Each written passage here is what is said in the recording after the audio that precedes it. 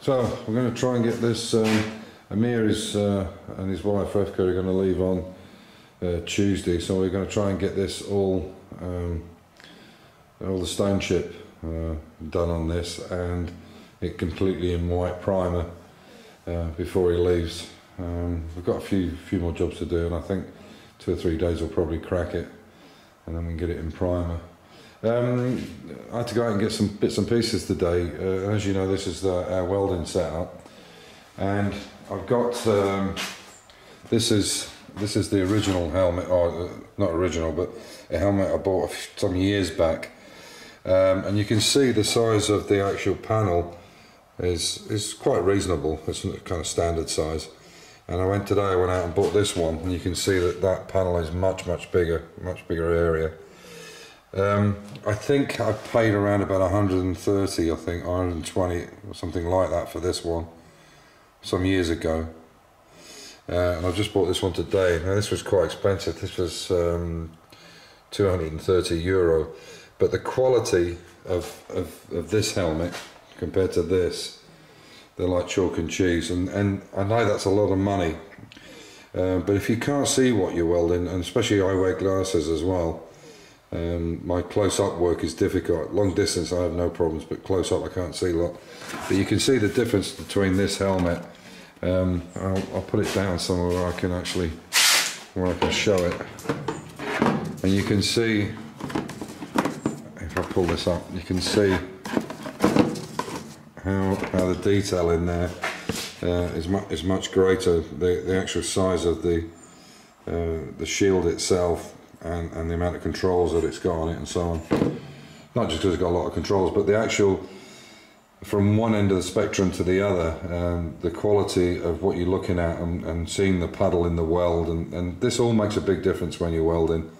I'm not saying go out and spend a fortune on this and then spend next to nothing on your welding gear. Obviously the welding gear is going to make the difference, but all these other things can. I mean, this is a nice enough helmet. It does the job.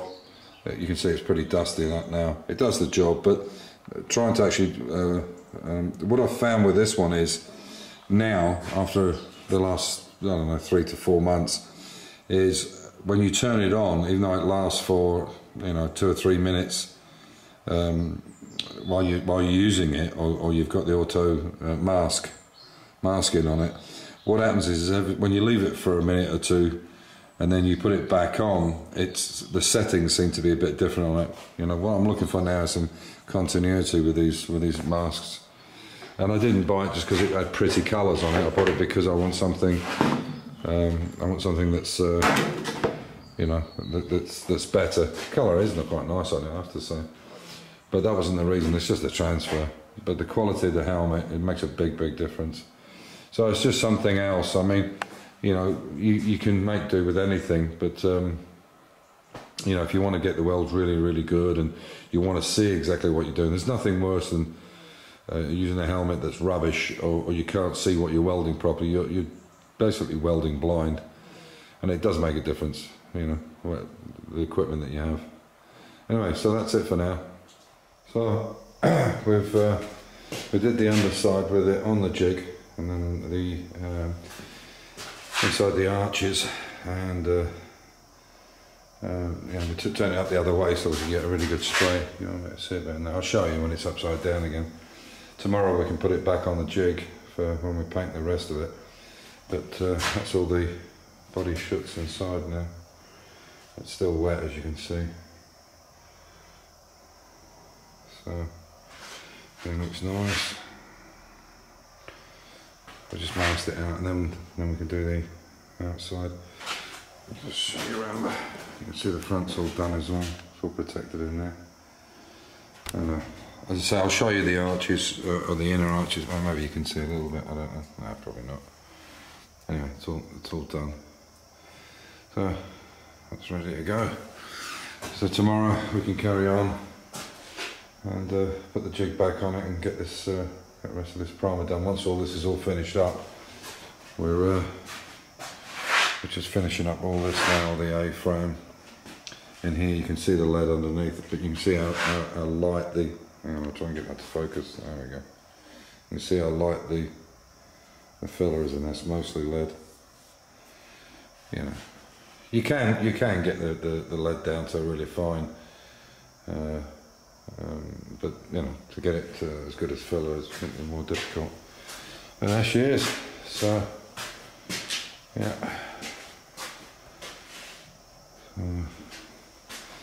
Yeah, so tomorrow we can crack on, finish off with the body, and it'll be done inside and out.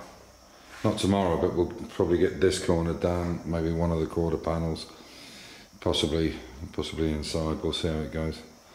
The nice thing about this white primer though is it really shows up. You can see here that there's work to do here, there, okay, this is where the headlight bulb's going to go, so it's not a big problem. And there's a little bit there we need to sort out, even though that, again, that's going to go under the headlight. But it just needs a bit of finishing there. It's just a little proud. So we'll take that out. If you see it from there, you can just see it's a little bit proud. There's perfect all the way along. And here's great. Just here's a bit proud, so we'll just sort that bit out. And this side here, we've got to finish that up as well. So yeah, so that's it. Another stage done.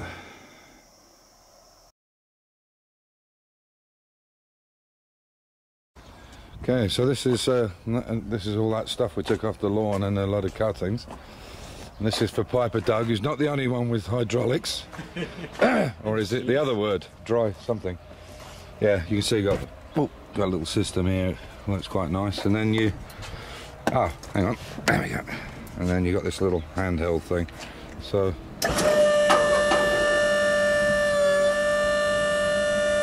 a lot quicker than trying to scoop it out with a shovel.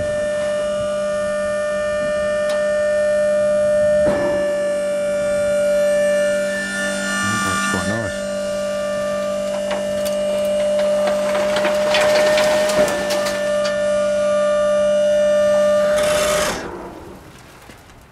Yeah.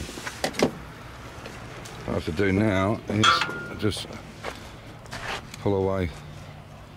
So it's just yeah, it's a nice trailer this. There's them ramps inside it. It's galvanised. Nice big ram on it too. So we'll pull away and dump it all. You can see, cleans it pretty well. We'll have to do a bit of a service on it this year. I think it's got a bit rusty on the ends again, isn't it? I'll have to fix this one. This one's come apart. I'll get a new one for it. But it cleans pretty well, and then it's just a simple matter of pushing the button. It's just battery operated thing. I've got it with a trailer. Yeah. Good. And there she goes, and it just basically just goes straight back into the tank.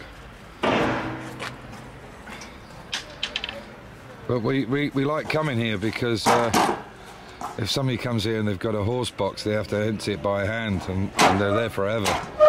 We just come along and dump it and feel very superior, don't we? And as I say, and you can see how this... I'll just, excuse me a second, just go to the trailer. And you can see how this system works here. There's like a ball there. And then it fits down over the ball. There's some rubbers we put in to stop it rattling. It does work, but they just get destroyed quite quickly. You see? And then you just pop this pin in. There you go, done. And same with the back. And you can do that side to side, or you can take out the two front ones and tip it like a tip truck. Is the way it works. So there we go. That's it.